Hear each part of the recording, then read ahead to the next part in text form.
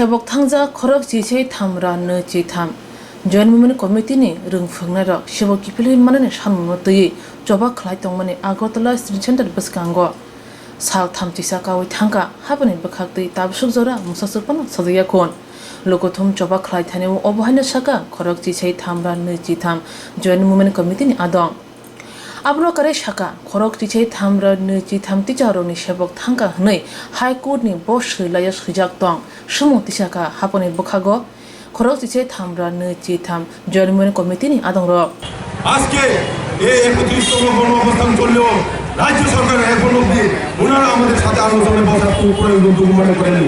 সরকার এখন নিল আমরা কোন রাজ্যে বাস করি, গণতান্ত্রিক বাসে বাস করি নাকি? সরকারের কোনো মানবতা গুণ আছে বলে আমার মনে হয় না। যদি মানবতা গুণ থাকতো তাহলে আমাদের সাথে আলোচনায় বসার প্রয়োজন মনে করেনি কেন? কোনো প্রতিনিধিও পাঠায়নি আমাদের সাথে আলোচনা করার জন্য।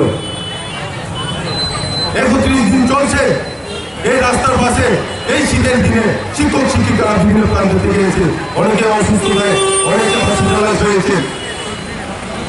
এখন যে আমাদের সুরাহা করা প্রয়োজন মনে করেনি। ওনারা বলতে চেষ্টা করেছে যে ফ্রিতে অফার দেওয়া হবে না, অনেক জায়গাতে বলতে চেষ্টা করেছে ইন্টারভিউ দেন পরীক্ষা দেন। আরে সরকার বাহাদুর, আপনি উল্টা বিভ্রান্তি করছেন বলে আমি মনে করি। কেননা আপনি আগে 127 পেজের ব্যাখ্যা দিন আমাদের চাকরি কোথায় চলে গেছে সেটার জবাব আপনাদের কাছে চাই।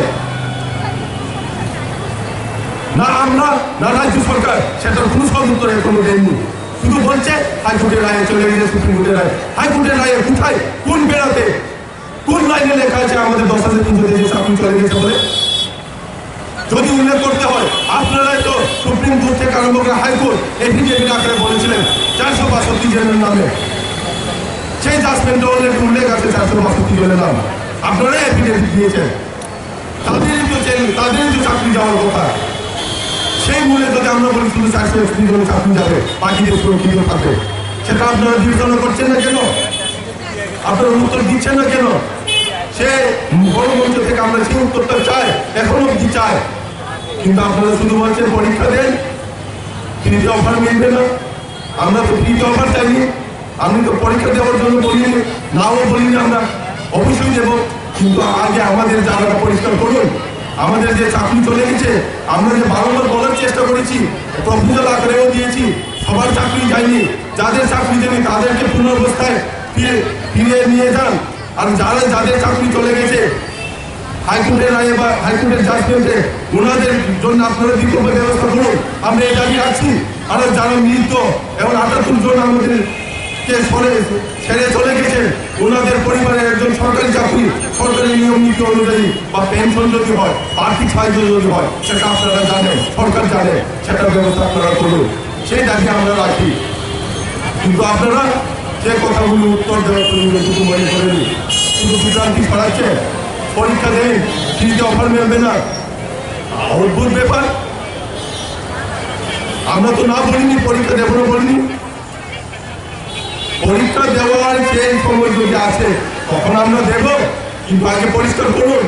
না ডিপার্টমেন্ট আমাদেরকে ক্লিয়ারলি টার্মিনেশন লেটার দিচ্ছে কোথায় কিভাবে চাকরি চলে গেছে।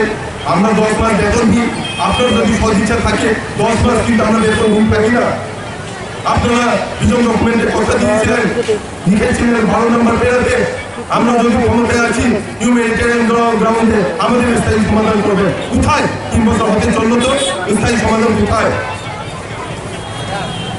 সেই সাথে 10 মাস বেতন দিন, আমরা এখন আপনারা কোনো সময় পাননি। আপনারা কোর্টের রায় এখনো বিচার বিশ্লেষণ করেননি, সময় পাননি আপনারা। যদি না পান 107 যদি ভুল বলে থাকি বা অন্যান্য অনেক কিছু অনেক সারা বলতে চেষ্টা করেছে, ওটা যদি ভুল হয়ে থাকে আপনারা আমাদের সামনে এসে বলুন না এভাবে করা যাবে না, এই কারণ আছে, এই সমস্যা আছে, এই অসুবিধা আছে। কেন বলেননি? শুধু আপনারা হাওয়াই বলার চেষ্টা করছে। আপনারা আমাদের নেতৃত্বের সামনে বা নেতৃত্বের সাথে আলোচনা করার প্রয়োজন আপনারা মনে করেননি কেন? 31তম দিনে আমরা কোথায় আছি?